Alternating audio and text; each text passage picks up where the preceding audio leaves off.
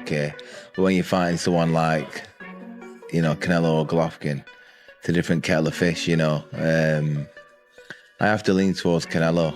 You're not going to beat Canelo until somehow over a long period of time Canelo beats himself. Canelo Alvarez fired back hard at Terence Crawford during the press conference, making it clear he doesn't believe Crawford belongs on his level. Canelo criticized fighters who enter the ring with the goal of simply lasting 12 rounds instead of actually trying to win. In his eyes, that kind of cautious style produces dull fights and leaves fans feeling cheated. Former champion Kell Brook, who has shared the ring with elite names like Gennady Golovkin and Terence Crawford, also weighed in with a serious warning about what Crawford is walking into. Brook explained that this matchup is nothing like anything Crawford has faced before. According to him, Canelo brings a rare mix of power, experience, and tactical versatility that separates him from the opponents Bud has previously dealt with. It's a wow fight, It's two supreme athletes fighting against each other, but you've got to sway towards Canelo.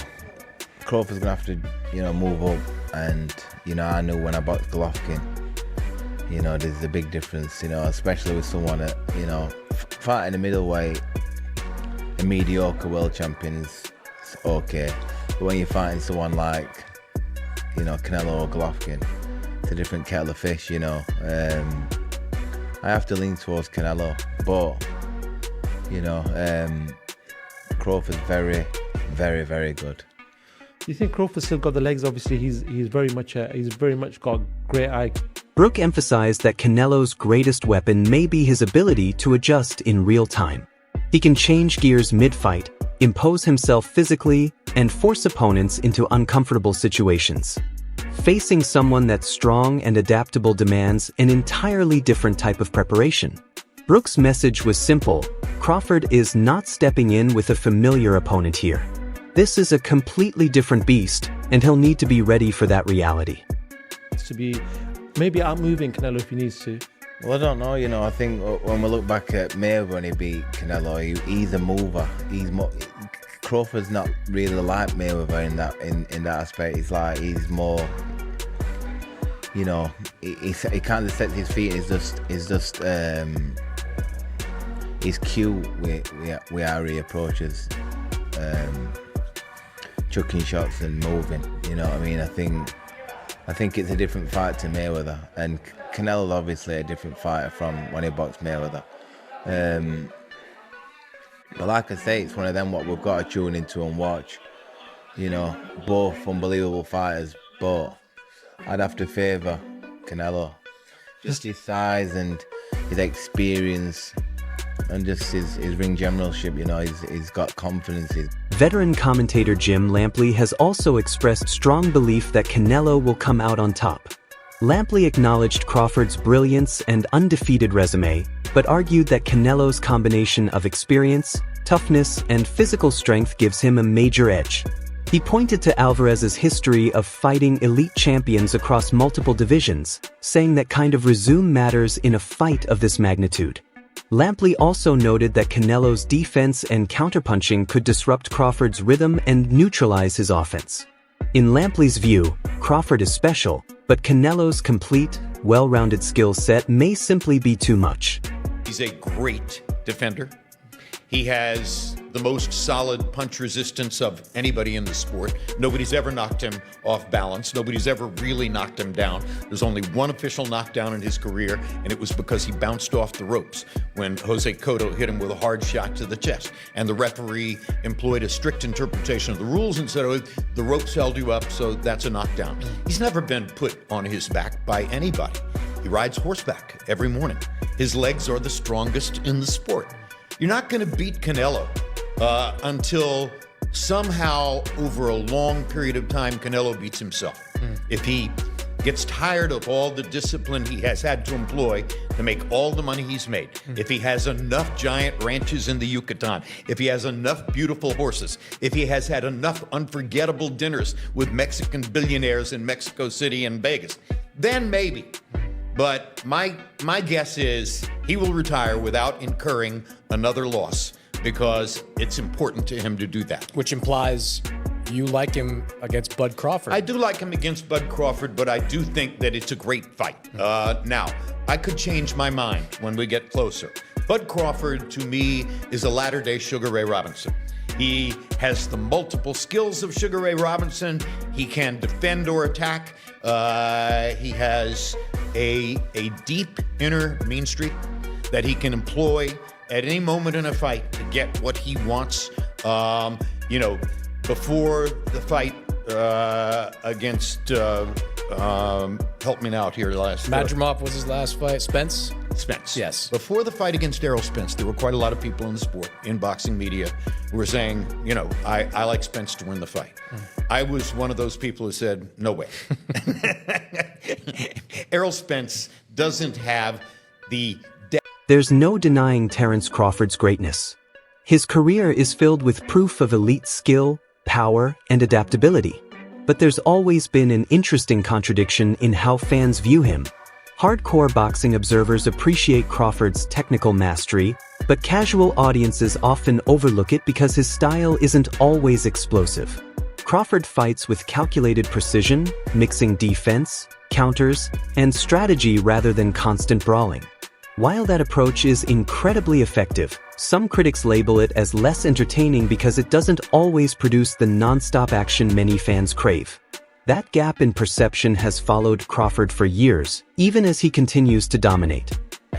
He has been walking down his fighters, and people don't see that but me. For some reason, when I had that tape, people were screaming cat. And it's like David Evanezian, Errol Spence, Sean Porter, Gamboa, a meme machine. Even against Madrimov, the way he won the fight was by fighting. It wasn't Floyd Mayweather sticking. This guy has been too athletically gifted, and I mean explosive, hard punching, and too strong for his ops. When he's in orthodox, he boxes more. When he switched, he becomes a puncher. And now he's coming out southpaw. He ends you. He is not, you gotta watch him fight. He does do athletic things where his hands and his feet work together and he catches you for sure. But what he mostly do is he punishes and he bullies his op because he walks you down and whips your ass. Canelo's business manager has added even more fuel to the debate, making bold claims about Alvarez's physical advantages. The manager insisted that Canelo's body is built differently, designed to absorb punishment and avoid serious damage in ways most fighters can't. According to him, Canelo's conditioning, strength, and defensive awareness have allowed him to remain durable even against heavy hitters. This toughness, he argued, could become a massive factor against Crawford, who is naturally the smaller man moving up in weight. The manager suggested that Crawford may not have the physical presence needed to overcome Alvarez's size, resilience, and championship-level sturdiness. Crawford didn't get any ideas from Skull. I don't think he did. I think Crawford is a hell of a fighter and it's going to be a hell of a fight. How does weight play a part in that fight? Oh, what? How does weight play a part in that fight, do you feel? Weight? Weight. The size difference. Oh, no, I don't think that, that doesn't, like you saw today, the guy was like, I don't know how much taller. It didn't really play into it either. But Crawford is a hell of a fighter. And you saw today when they did the face-off in the ring, they're virtually height-wise, they are virtually the same. Crawford might even be a little bit taller. But when you look at Canelo, the way he's built, his legs, his shoulders, his neck, that is why he's never been hurt. And he's never been hurt fighting fighters at a substantially higher weight, substantially bigger than him, and they still couldn't hurt him. Yeah. And then you look at Crawford, who is a smaller guy, is moving up 2 weight classes, tried at 154, barely won, couldn't hurt Madrimov, and now he's going to go against the guy with the best chin in the sport. That's why probably odds maker have Canelo as a favorite. But having said all of that, Crawford is just a hell of a fighter. I was there when he fought. The way he just totally neutralized Spence's strengths was absolutely it was breathtaking to watch this. So Crawford is a very skilled fighter, very smart fighter, but again, he's never fought anybody like Canelo. You look at Canelo's resume. Canelo fought, now it's 21 former or current world champions. There's only 2 fighters in the history of boxing who have more than that. One of them is Floyd Mayweather with 24, and the other one is Manny Pacquiao with 23. And he's the only active fighter who fought so many world champions. So I think experience will play a big factor as well. You look at Canelo's resume, but it is, I think, the biggest fight that can be made. I think it's the biggest fight the sport has seen going back to as long as I can remember. I think it's just simple. And I've done some big fights with Floyd Mayweather, and I did Floyd Mayweather and Canelo. I promoted that, so I think this one is big. Teddy Atlas offered one of the most balanced takes of all. He acknowledged that Canelo holds clear advantages in size, power, and strength. But he also praised Crawford's speed, ring IQ, technical brilliance, and competitive fire. Atlas described it as the perfect clash of styles, raw physical force versus elite boxing skill. In his eyes, the outcome will come down to execution. Whoever imposes their strategy more effectively on fight night will walk away the winner. That's why Atlas sees this as one of the most evenly matched, high-stakes fights boxing can make right now. He's human. So he had a few hiccups. He won the fight. He's Terence Crawford. A lot of people say, "Oh, Teddy, you make him so good. You're always saying how great Crawford is." You know, but who's he beating? He unified the what was his first division? Lightweight. Then he unified the junior. Then he unified the junior welter, then he unified the welter. I think I got the weight classes right. It doesn't matter. He unified like 3 different weight classes. He moved up in weight. Guys are tired of me saying it. I look at him. Look, Canelo's special too. I get it. And he's bigger. I get that too. And everyone's going to say, well, after Madrimov fight again, had a couple hiccups. Now he's stepping up another weight class. Now he's got to fight Canelo, who's even bigger, stronger, better puncher. You know, a unified champion that he's been. You know, all of that stuff. He's not going to be able to handle it. I asked this question. See, I go to the other side. I say, okay, yeah, can Canelo handle the smaller guy who's going to be faster, who's going to be slicker, who's going to be better defensively, who's going to have better legs, you know, who's going to be able sometimes Canelo at this point in his career can slow down a little bit. They're both getting older. I get it. Bomac, Crawford's trainer, offers the opposite perspective. He respects Canelo's talent, but believes Crawford's sharpness, speed, and ring intelligence give him the advantage. According to Bomac, Bud's technical precision and ability to control the pace are the keys to unlocking this fight. He also highlighted Crawford's mindset, saying that when Bud locks in for a major challenge, his focus reaches another level. While Canelo's power and experience make him dangerous, Bomac believes Crawford's strategy and skill could be the deciding factor, turning this into a chess match rather than a simple power battle. With Canelo Alvarez, it was interesting to see the comments from Canelo on how he sort of assessed Bud Crawford's career. I almost feel after the Spence fight that was like an exclamation point on everything he's done, maybe from the critics who never gave him credit, but it almost seems like Canelo was downplaying his achievements. What do you make of that? Is that to build a fight? Because it sells itself. Well, I'm gonna tell you like this. I think Crawford rebuttal was everybody always say he hasn't fought nobody, or everybody that he fought was a no name. But I'm gonna tell you like this: what Crawford said, well, they was something until Crawford fought him. So obviously he's doing a great job because he's making everybody look normal.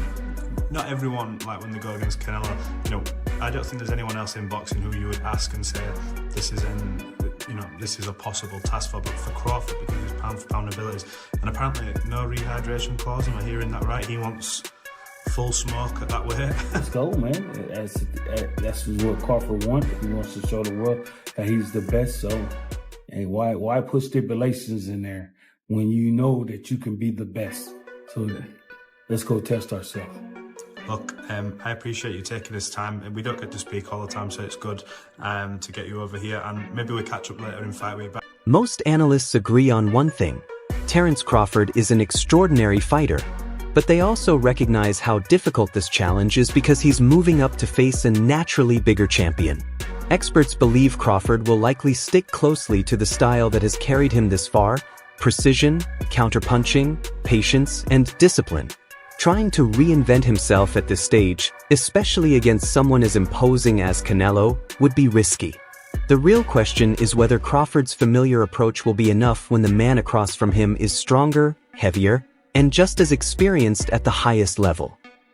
Is Crawford going to beat Canelo Alvarez? We need to talk about it. When we look at the guys who've had success with Canelo, we'll look at Bivol, we'll look at Golovkin, we'll look at Floyd, and we'll look at Lara. Yes, I'll throw Lara in there, why not? I think all these fights are absolutely irrelevant coming into this bout. Some of them are just dated, or some of these guys' style just cannot apply. For example, a guy in Lara. If Crawford wanted to fight how Lara fought Canelo, he would probably gas out in 7 rounds, or if he made it 12, he just wouldn't get that decision. It's that simple. Let's take a guy in Golovkin. Crawford just simply does not have the punching power, nor do I think he has the gas tank at 68. He's not a good enough puncher to try to fight Canelo like Golovkin. He doesn't have the physical traits, even in the chin department. Then you have Floyd Mayweather. While both can have a bit of similarities, the speed, reflexes, technical prowess, IQ, timing, counterpunching, lateral movement, it's just too much from Floyd. I don't think Bud could take much from Floyd's game plan to implement it into his own success in September. And then you have Dimitri. The speed, the technical prowess, the IQ, the length is too much. So essentially, Terence Crawford is going to have to beat Canelo in a way that nobody has ever beaten him or gave him any issues in. I'm gonna tell you exactly how Crawford's gonna fight. He's gonna fight like his damn self. It's too late in his career to change up the game plan. It's too late in his career for him to want to change up the game plan coming to a fight of this magnitude with a style he's never fought before. That will be a recipe for disaster. He's going to be more than likely off the back foot. He's going to be looking for counter shots. And I think there will be a point in this fight where he's simply just trying to survive. I like Crawford. He's an amazing pound-for-pound fighter. A different animal at 168. This is one of the greatest of all time. I see win scenarios for him, but I don't see him being realistic. I can see him fighting off the back foot, using his speed, timing, and feet to stay away from Canelo, but that's very, very, very unlikely. Damn near. That's all for today's breakdown. Stay tuned for more updates, and I'll see you in the next video.